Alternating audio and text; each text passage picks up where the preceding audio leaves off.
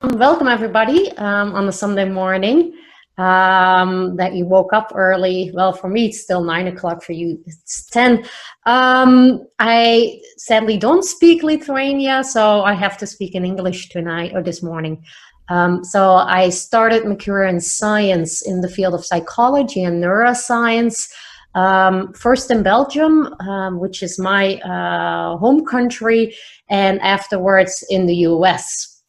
And during that time, I was particularly fascinated by our ability to imagine an alternative reality, and not just any kind of alternative reality, not just a mere fantasy, but an alternative reality that can actually replace the one we're currently living in.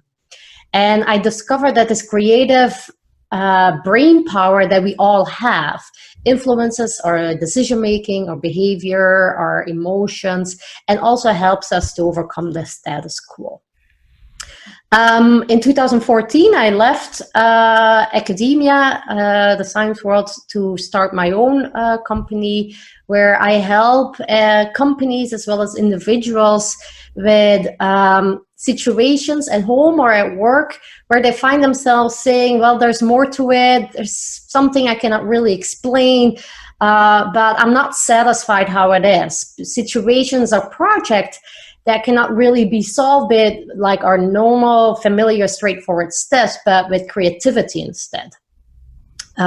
It's situations where we find ourselves basically kind of at the edge of what we clearly know, our skill sets, our knowledge that we gathered over the years. And on the other hand, kind of like a kind of intuitive feeling, kind of a sense that something is missing, something more important needs to be added.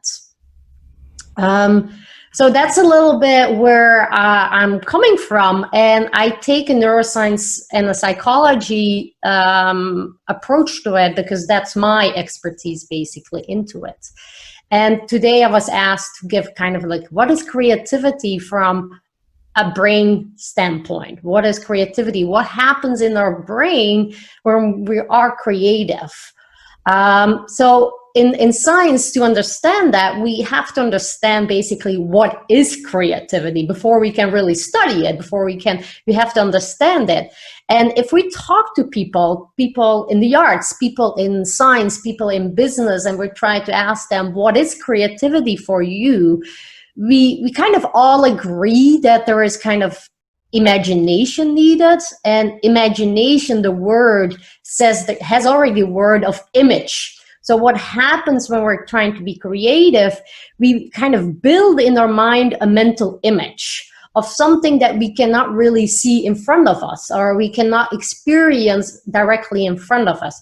We're building a kind of alternative reality in our mind to, and what that could be a fantasy, like children, when they're imagining, they can have these kind of total stories in their heads and they can play it out, but it's not really out there. It's kind of an alternative reality. But we also do it when we are thinking back or remembering a loved one that passed away, because that loved one that passed away, that it's not she or he's not there. He's not directly, we cannot experience that person anymore, but in our mind, we can build that image of that person. So that's also imagination. Imagination could also be if you're trying to imagine the final product of your painting. It's not there yet, but you're slowly building in your mind a mental image of it. Or a choreographer who's like mentally rehearsing their dance routine. That's the same thing. That's all imagination. So imagination is a part of creativity, where we're creating a mental image of how it should look like. And we know from science, neuroscience, that we have a particular network in our brain that is responsible for this kind of action. It's called the mental simulation network, and it's kind of different regions all over our brain, and some of the important ones are in the front of our brain, which like integrates all these kind of different impressions, different experiences, different knowledge that we believe or values or emotion, and integrates it in the front. But we also have like our memory system that is involved. So we have this kind of the whole system that is involved during creativity. And so it's not like there's like a myth that creativity happens on one side more than on the other side, and people who are more creative are more right-brained, and the others who are more logical or more left-brained. Well, that's a brain myth. That's not the case. When we're creative, we use basically our entire brain. But like I said, like creativity is not really remembering something from the past. When we're painting and we're trying to be creative in our painting, then we're not just recreating something. We want to add something new, a new element to it. So creativity is also about originality as well. There has to be kind of a new element to it. A new perspective, for example, of a new approach. So creativity is more than just imagination. And how does it do that? How does our brain build these kind of novel ideas? Well, it's making new connections in the brain that weren't before.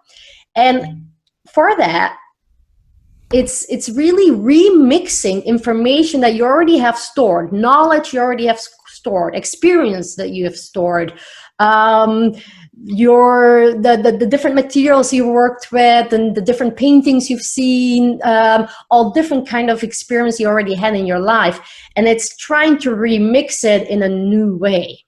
So it's connecting nerve cells that weren't connected before, and that's important to know because it cannot build something that is not there. It cannot recreate something that is not already stored and processed. So I see I forgot something. 1 second. Here.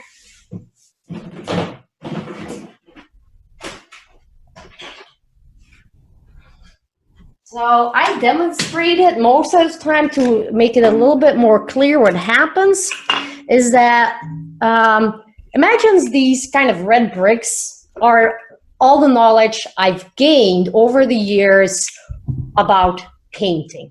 I'm not a painter, just to make sure.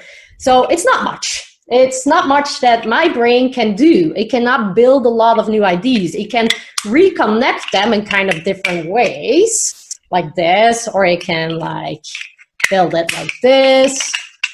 But it's limited to these bricks, to my knowledge that I gained and my skill sets I gained over the years. So if I want to build new things, new colors, new forms, I have to give it more elements to play with. So, for example, if I learned a lot of new things and I gained new objects and I gained new experiences, it had a lot more things to play with. It can create more novel elements, basically, to it. So that's the thing about creativity, that to build new ideas, we have to give our brain new elements to play with, because if it's limited, it can only do limited things with it. So if we look at, for example, a novice, me, for example, I'm in this kind of situation. So this is me about painting. Like, I don't have a lot of skill sets about painting. That's how my brain represents my knowledge about painting. An expert or a master painter, he has a lot more elements to play with. They're more connected to one another. They're stronger connected. So a master, an expert painter can see things way quicker. They know things. Okay, if I see this, my head already starts making new associations, new connections, because it has a lot more to there, and it's a lot more connected. So that's the thing about creativity. So the question is, if we want to be more creative, is how do we give our brain more than those red bricks alone? So what do I do in my life to give it more elements or blocks to play with? Do I expose myself to a wide variety of new experience? Do I experiment with new objects, with new colors, with new techniques? Do I go outside the whole industry, for example? Do I go to theater or go into business and see how that can inspire me? Maybe go out in nature, because I think for me, nature really does inspire me a lot. So how can I give my brain more elements with skill sets, new skill sets? So we have to build that up. We see highly creative people have a lot of skill sets over the years, a lot of experiences gained over the years. So if we're in our process about creating a new painting, is like, okay, do you keep track of your sketches, for example? Because it's a work in progress. How do I prepare myself? Where do I gather kind of inspirational elements? Do I keep track of it? Do I see that work in progress? Because it is a work in progress. It's not that your brain has immediately this kind of creative idea. No, we have to play with it. We have to like struggle with it and work with it. And sometimes we also have to kind of like start with it and then see, okay, this is not the idea. It's kind of feel like this is not the idea I want to express, and I put it aside and maybe come back to it later. It also means that we sometimes have to share ideas with new people, even when it's not finished. Even if you're working on it, you have other people and see how other people react to it, or how you have to put it away and talk about it. And it's kind of a really kind of working with it. On the other hand, it's also like setting it aside, and that setting aside is important because on one hand, we notice that if we're moving from kind of like a spontaneous kind of idea of being creative or in a spontaneous way, and move to kind of like, I have to be creative today or now in this moment, your brain goes into kind of a control kind of work. It's not really spontaneously coming up with these new ideas. It goes, your control network is gonna limit your thinking. And if we, for example, ask people for at this moment, I'm asking you, how could this moment be totally different? Well, the first thing that probably, because I'm asking you deliberately, the first thing that probably pops up in your mind is, well, instead of here sitting in front of the screen, I might be having brunch with my partner, with my children. But that's not really creative, because that's just the nearest possible thing, what you normally do. It's not really being totally, oh, what could I do? Maybe I could be on the top of the mountain. That's totally outside what is normally the nearest thing that is possible. So that kind of what we call incubation, like setting aside your ideas, is to overcome this kind of limit of just creating the next possible thing. Because your brain is also lazy. It's trying to find the path of least resistance, where it doesn't need to put a lot of energy. It's just saying, okay, if it's not this, then it's probably that other thing. And that other thing is what I really know well. For me, it's like on Sunday morning, it's having brunch with my partner. That's the other possibility. With painting, it's like grabbing that. If you already always painted a certain technique, your brain easiest or quickest reaction is to grab to that one technique, because it knows that, well, it doesn't need to like put a lot of effort in it. That's where incubation, putting it aside, letting your mind go over that nearest possible thing is letting it go, okay, you know what? That I'm not really satisfied with that easiest solution. I want to have it like get inspiration somewhere, see how I can change it a little bit, work on it. And that's the thing, because also what we see with the more you get experience in a specific field, the more there's also the risk of saying, well, this has always worked. If I approached a new canvas, I always did it this way. If I started a new project, or if I'm experiencing a new hurdle, I always try to solve it this way. And when I hear this, I always did it this way, then I'm saying, okay, your brain is a little bit in the lazy mode. It's trying to find the easiest solution.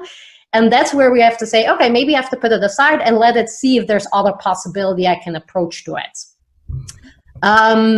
So that's one thing. I mean, what we see if we're doing this kind of coming up with new inspiration, there's a study done with poets, for examples. And when we ask poets to come up with new poems, we've seen two things happening. One thing with expert poets, they kind of seem to deactivate a region that is involved in controlling our thought processes. That we see with expert poets, they kind of like dim that down, make it quiet, make it that kind of controlling process quiet, and say like, you know what, I don't want to be thinking what is the easiest. I don't want to think what is the what fits my beliefs or what is that closest things possible. It's that control process that limit our thinking is kind of quiet, more quiet with expert poets who are trying to come up with new novel poems than with novices. So if I, in your case, if I as a novice try to approach and I want to paint something, I have to do this in a very controlled way because I don't know how to do it. I have to really think about it. When a painter who has already a lot of experiences doesn't need to do this kind of as control. They can let their kind of like intuition, and that intuition is happening in the front of our brain. It's kind of in the front and a little bit lower. It's what's called the medial prefrontal cortex, and the lower part is called the orbital frontal cortex, and that's not important. But what happens in there, it integrates all these kind of information that is already stored all over your place. It could be your values, your emotions, your memories. And it's a way what happens there. It's kind of a place that also a lot of your unconscious decision-making takes place. So a lot about of intuition when you're approaching a painting and you just feel that you have to do it this way. You don't really try to do it in a controlled way, that this frontal part is way more active. And we see that difference between expert poets versus novice poets. So what I really like in this next drawing is it really tells you that, well, if I want to come up with these novel ideas, maybe I have to look at it for, like, if I try to think outside the box, maybe I have to go really put myself inside the box, or see the box from a different perspective, see your painting from different perspective and different lighting from different viewpoints. Maybe you have to lay down and look at it. Maybe you have to put the painting on the ground and look at it. Maybe you have to put it in a dark room or light room. Maybe you have to really go back to the basic elements. So deconstruct the box and find new uses for it. Maybe you have to open the box and just start painting and see whatever comes out of it, not really trying to think too much about it. Maybe you have to see, well, maybe how can I solve certain ways in different, not doing the normal steps I normally take. And that's the thing. Well, we have to go beyond that normal thought process that we normally do, like how we normally approach our painting. Well, maybe we have to just, as an experiment, see if we approach it completely different, what comes out of it. So here's the thing, like that whole thing of creativity, coming up with these novel ideas, we have to be curious. We have to be curious to whatever our own body is saying, curious to whatever we see from outside the world, what is trying to tell us, and keeping really embracing that curiosity. And it's not a guarantee, it's a process. It's not that you immediately find this. Your brain needs time to reconnect these kind of new dots and new elements, and eventually something comes out of it. Maybe you have to daydream and go outside and change your location, talk to new people, let it really simmer. It's like in cooking, a good stew has to simmer for a couple of hours to make it really good. But creativity is more than a novel idea. So we said creativity is about imagination, but it's not all kind of imagination. It's about originality, a new idea. But creativity is more than that. Creativity is a novelty that works. It's not just a novel idea. You have to put it into action. One thing, there is an action component to it. You have to bring that idea to existence. If I have an original idea and I don't share it, I don't put it in kind of in my paintings on it or other kind of works, that idea is not, it's not called creativity. It's only an original idea. That creativity has creating something. That's on one thing. But creativity is also, it has to kind of communicate that idea that you had. It has to do it in a way that it really expresses that idea successfully. So eventually, while first you're trying to evaluate, do you still see my screen? Yeah, okay. Although you're trying, in the first process, you're trying to not evaluate your ideas. You're just experimenting. You're just trying to come up with these kind of all different kind of ideas, and you're playing with it. There's also a phase in the whole creative process where you have to step back and evaluate what you have done. Like, is this really how I want to communicate it? Do I communicate that idea well? Is still something missing there? And that's kind of an evaluative part of it. That idea, that novelty has to work, not only for you. On one hand, it needs to work for you, but it also has to work for your audience, because most of the time you're painting, and if you're doing it on a professional level, you're painting for a certain audience. So you might be having, like, you have to, maybe you're asked to make a painting for a town hall or for a specific client. Then that client needs, for that client, it needs to work as well. That client needs to understand what you're trying to communicate there. So that's where it's like, okay, wait, creativity is, I have to imagine and build up this kind of new element in my mind. But I also have to be able to express it, and that needs to work. So not everything works as well, and that's where we also see our understanding and appreciation of art is inseparably linked to our life experience. Our brain, when we're looking at art, we're trying to make sense of it. So if I, as a novice, look at art, I look at it with all the experience and knowledge that I gained over the years, and I'm trying to see, does that painting tell me a story? Does that painting do something with me? It speaks to my emotions or speaks to a memory? And that's why also, for example, art from foreign cultures are very difficult for us to understand, because our brain doesn't have this kind of framework to make sense of what is out there. So that's where we're saying, like, okay, what happens when we're looking at a painting of our brain is trying to make sense of it, and it does that also based on our life experience and knowledge that we gained. So, for example, and again, I'm not an expert in painting, so I approach this from a novel kind of standpoint and what I gained over the years about painting. So what is the painting from? Do you all know this kind of? I think you know all this painting. So it's the girl with a pearl earring from Jan Vermeer, and it's painted in 1656.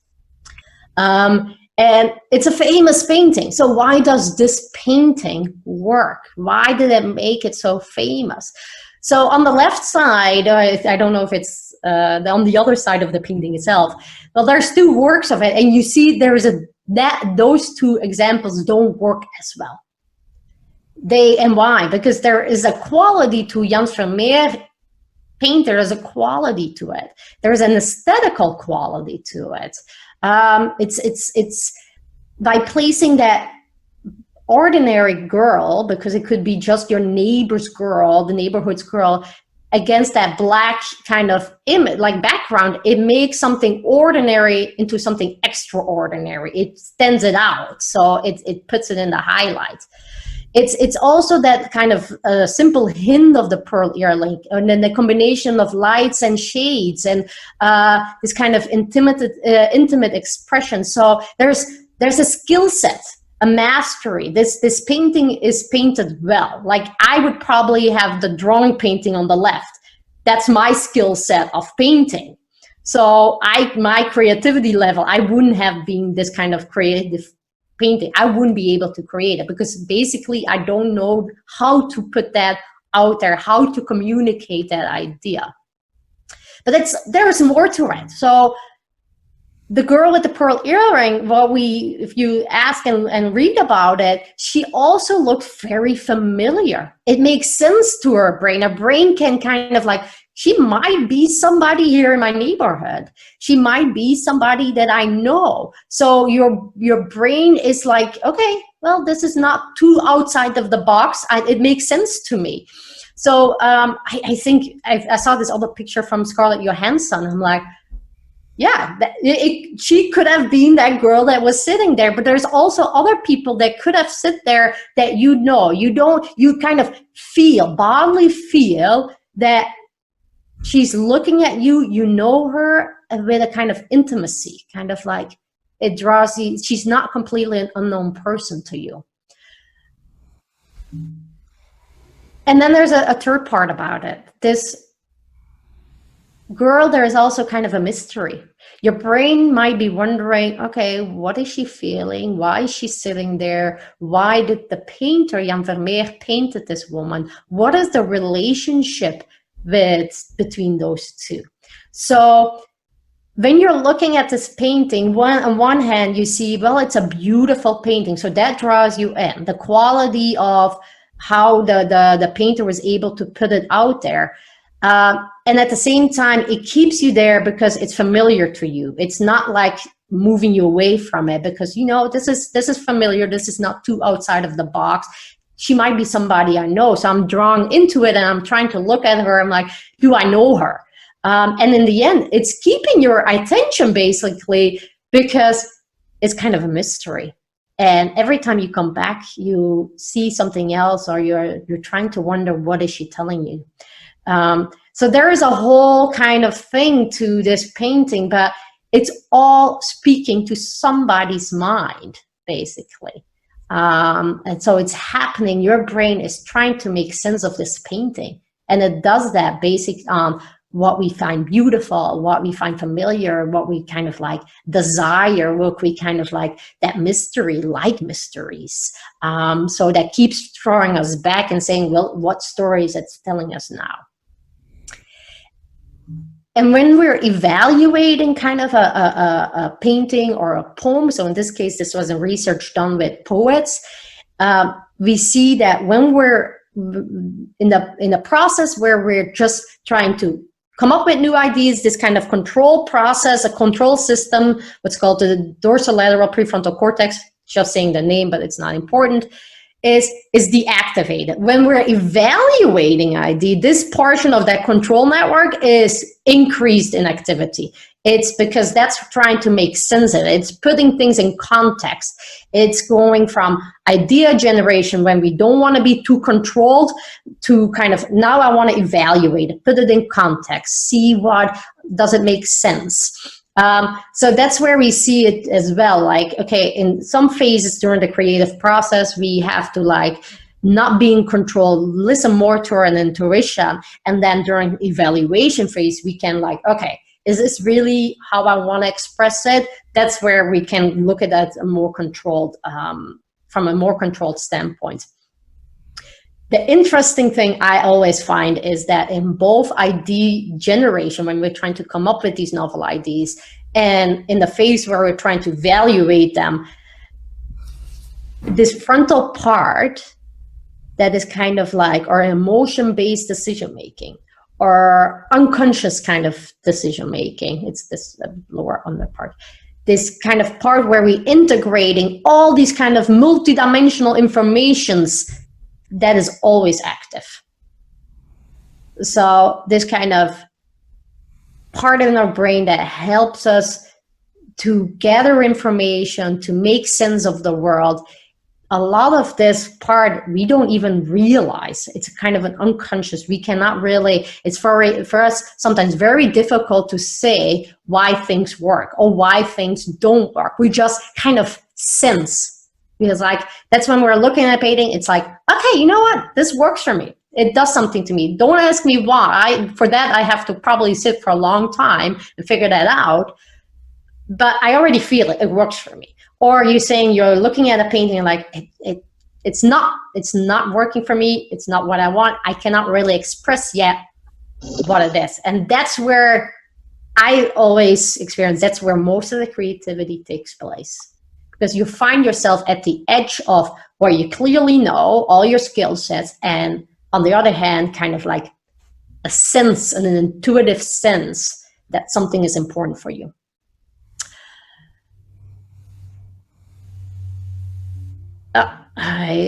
Just for somebody, and I put this quickly, what is the difference between creativity and innovation?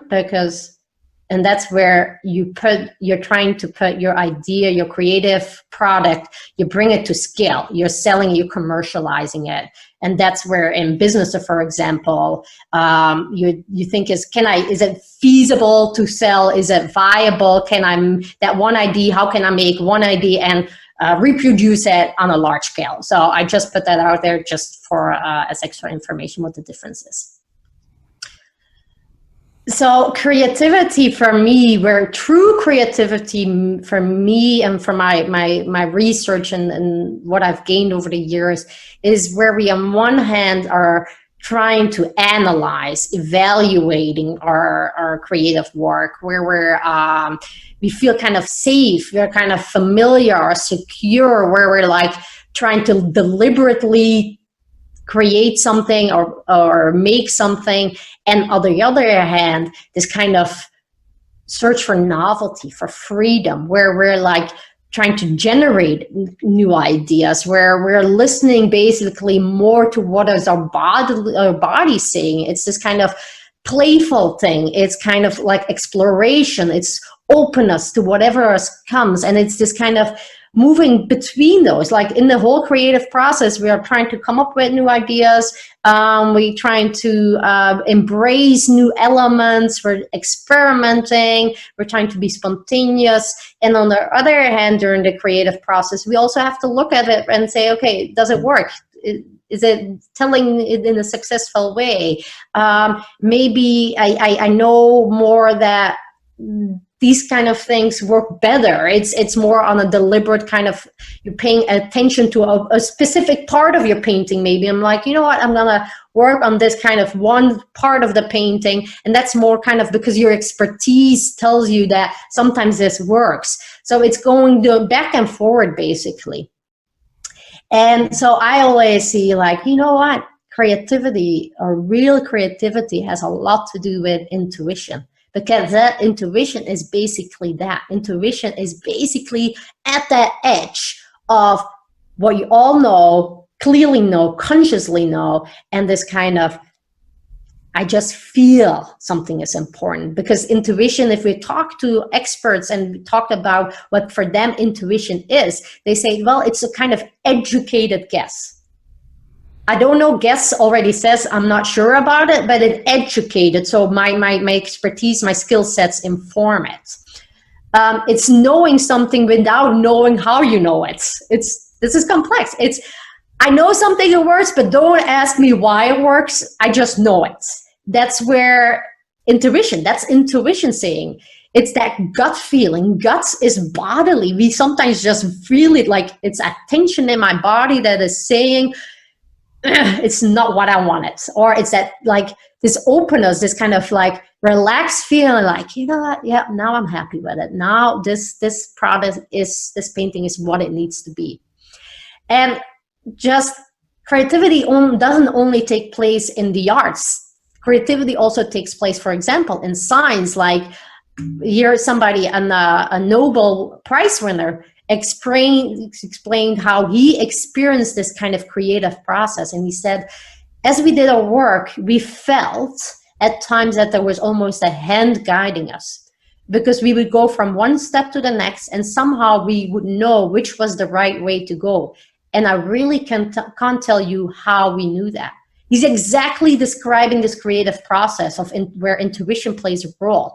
He says, we're feeling it. Don't ask me why. I cannot tell you how I knew that. And it's also this kind of bodily sensation, and that bodily sensation truly makes sense. There is research done where researchers asked over 700 people to describe where they experience certain, when they're reasoning, when they're thinking, when they're imagining, or they experience a certain emotion, where in their body they sense that. And so if I'm purely thinking, most people who say it like, if I'm thinking, if I'm trying to solve a problem and I'm doing it from a rational standpoint, I feel the pressure in my head. So that takes place most of the time here.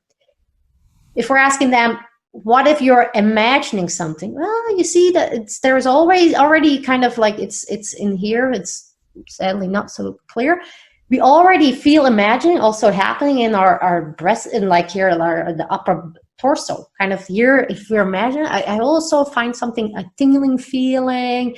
It already goes down. Emotions. I find that we feel emotions all over our body. Emotions can be in our hands, kind of like, you know, I'm getting angsty. I want to work on that. It's people already feel that energy going in their hands. Or when they're angry, it's kind of like, it can be, or sadness can be kind of a block on your body. It feels like a weight that's on your body. So, and that it makes sense because our brain consciously can only access a limited amount of information at the time. But it has already stored all this kind of rest of our experiences. So it's trying to tell you more than it consciously can access it. And it tells you that by sending out energy to other parts of your body. So your brain is not separated. So they communicate, and it tells you like, okay, if you get inspired, you know, it's sending that energy, although you don't know why you're inspired, it's already sending that energy in your body to tell you go into action. So here's a question for you. If you feel like if you're looking at your painting, or if you're working and you're saying to yourself, you know, there's more to it, there's something missing, where do you feel that in your body? Where does it tell you? Where can you really listen to it and say, you know what? It's most of the time I feel that kind of like tension in my jaw. That's already telling me that I'm not happy with my product. Or for everybody, it could be different where they feel this. And the more you're aware of it, the easier you can quicker react on it, because you're becoming more. If you're not aware of it, it takes a longer time to realize that something is missing. So what happens? I always tell, well, it's at the edge of that expertise and novelty and freedom, and it's between evaluating and generating ideas. And it's that moving in between, because if you put the balance only into experimenting, only in freedom, only in novelty, only in feeling, only in being open to all the experiences that come into that can be overwhelming. If I'm only open to all these information that I get out of the world, or to all my emotions, that's heavy. That is sometimes too much on one hand. It's also, if we don't evaluate our ideas, that it's like playing with the lottery. If I don't gain knowledge over the years that how should I paint? How do paints work? How do different kind of paints work? How do different kind of brushes work? How do kind of different canvases?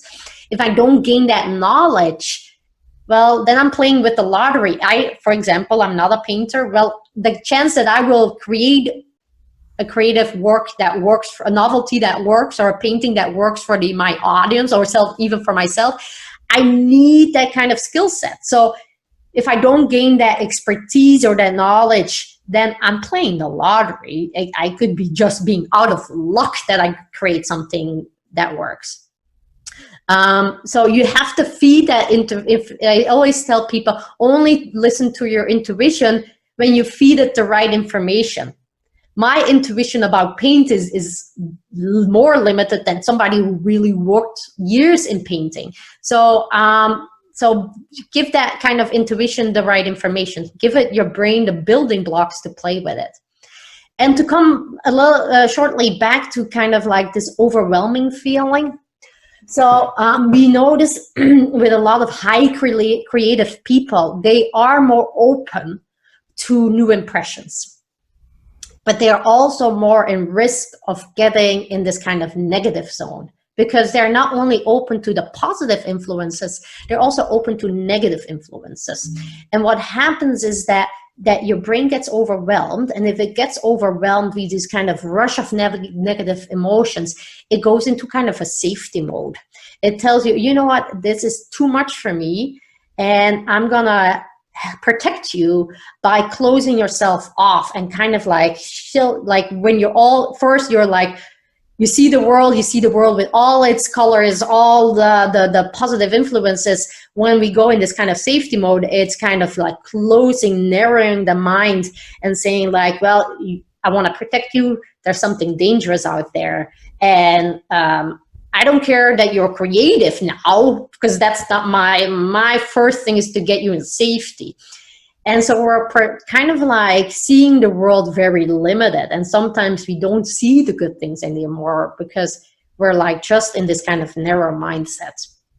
So that's where, if we're only being, that's where our control system comes into play. Because if our control system, when says like, you know what, I don't like being in this kind of negative space, we're gonna do something to get you out of it. We're gonna just consciously, deliberately start paying attention to something positive. We're gonna try to make fun. And although we don't feel like doing that in that moment, your brain, your control system can help you. Like, you know what, I normally know for me, so for example, for me, going for a walk helps me to clear my mind, helps me to, see that positive thing in the world again. So I consciously, even if I don't feel like I'm in this kind of negative space, I force myself to go outside that space and do something that I know that helps me to make fun. So we need that kind of balance. We need that kind of control, that expertise, that kind of deliberate thinking as well for that. So that's where like, it's at the edge. We need sometimes to tell our feelings, you know what, I felt enough at this point, enough, too much negative maybe. I want to do something that that opens up my perspective again. So, but this kind of control system, this kind of deliberately kind of approach, this kind of like evaluating things and that requires energy. That requires a lot of energy. Our brain is this kind of small thing in our body. It's only takes up like 2% of our total body mass, but it consumes 20% of its energy. So that's massive. It's a tenfold thing. So this kind of small thing use so much of our daily energy. So to work this for our brain to tell us like, you know what, let's put that painting aside for a moment because I'm getting too frustrated. It needs the energy to tell you that. It needs the energy to like, hey, Nicole, just do this. Because if we don't, it's going in this kind of, if it doesn't have that energy, we go in that kind of downward spiral and our brain doesn't know how to get out of it, out of that safety zone. On the other hand, if we think like, you know what, that whole kind of feeling and being open, that's risky. If I hear you now, and I'm trying to just approach my work from a very kind of rational, just from my skill sets, just like how I always did it. Well, then I tell people, well, then you're creating with Google. Because that's our Google or artificial intelligence. They are programmed in a specific way. They can only create for what they're programmed for. Our brain is able to do a lot more. We're naturally gifted to be creative because we can make these crazy connections in our brain for which we're not programmed.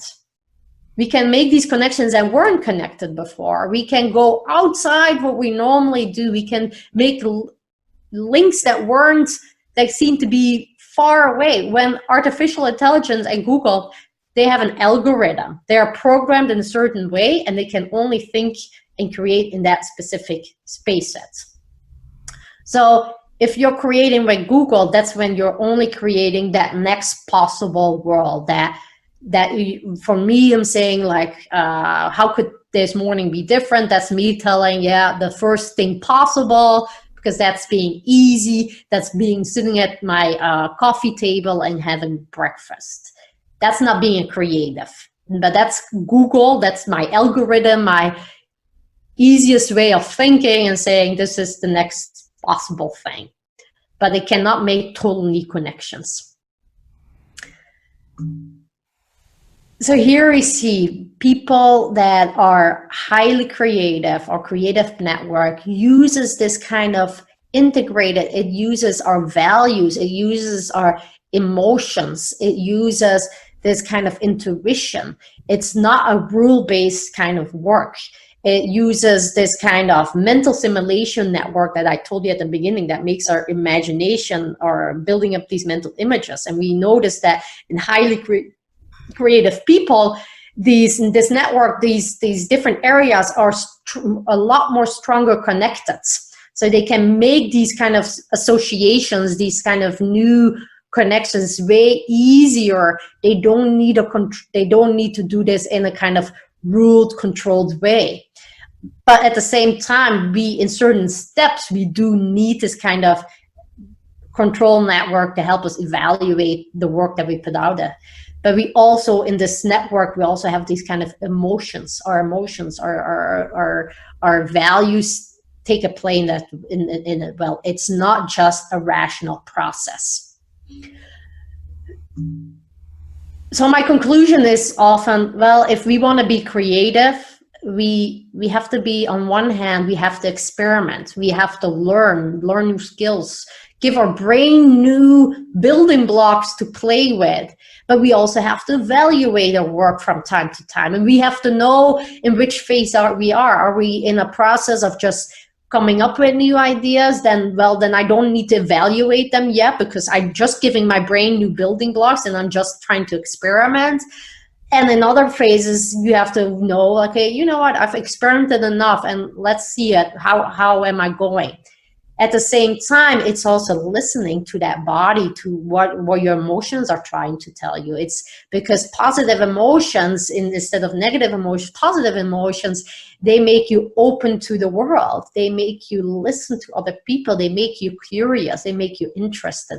And this kind of combination at the edge of your expertise of deliberately thinking, of creating, of evaluating, and on the other hand, this kind of more listening to, more feeling, more bodily, more spontaneous kind of way. This combination that I often describe is where intuition plays a big role. That's where we become very highly creative. And that was my lecture for today.